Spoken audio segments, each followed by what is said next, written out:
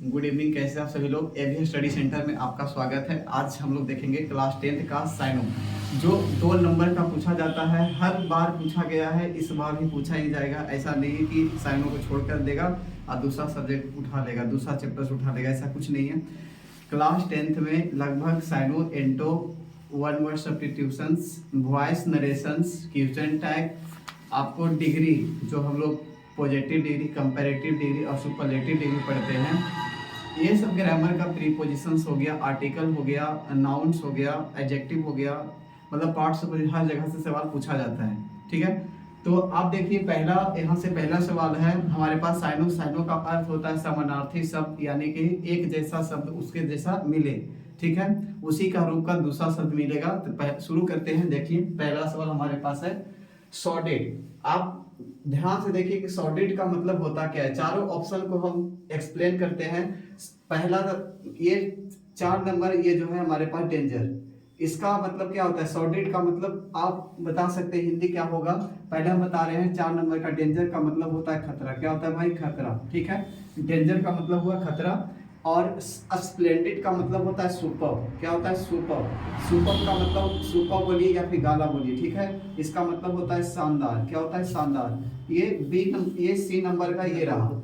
Harmful का मतलब होता है भाई हानिकारक। क्या होगा? हानिकारक। और डर्टी का मतलब होता है गंदा। क्या होता है? डर्टी का मतलब गंदा। ये आपका क्या है? सही है। डर्टी का मतलब क्या है? गंदा होगा। तो ये आपका ऑप्शन नंबर बी जो होगा ये सही होगा।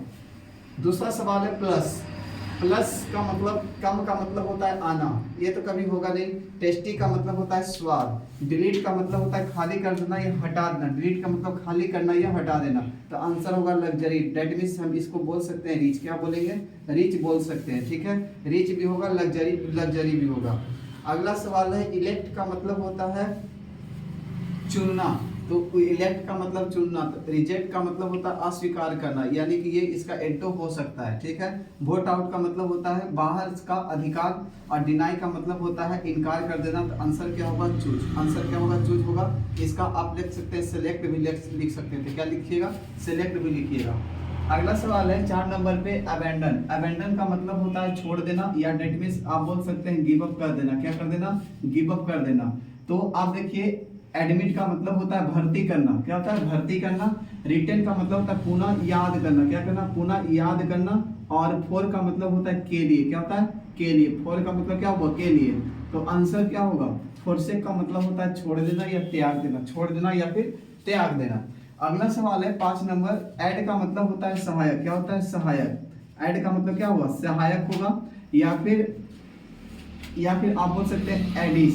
ये एडिशन ही बोल सकते हैं। इसका मतलब क्या होता है? सहायक ही होता है। तो आप जानिए कि ये एम का मतलब क्या होगा? एम का मतलब होता है टारगेट। क्या होता है? टारगेट। एम का मतलब टारगेट, दैट मीन लक्ष्य बोल सकते हैं। क्या बोलिएगा? लक्ष्य। अगला है डी में है सबट्रैक्शन। सबट्रैक्शन का मतलब होता है घटाव, या फिर आप बोल सकते हैं लेस बोल सकते हैं, या फिर लो बोल सकते हैं। ये माइनस का, यानी कि ऐड का उल्टा हो गया, सबट्रैक्शन हो गया। लग्जरी का मतलब होता है अमीर, डेट मीन्स क्या होगा? रिच होगा। ठीक है, या फिर कॉपुलेंट होगा। क्या होगा?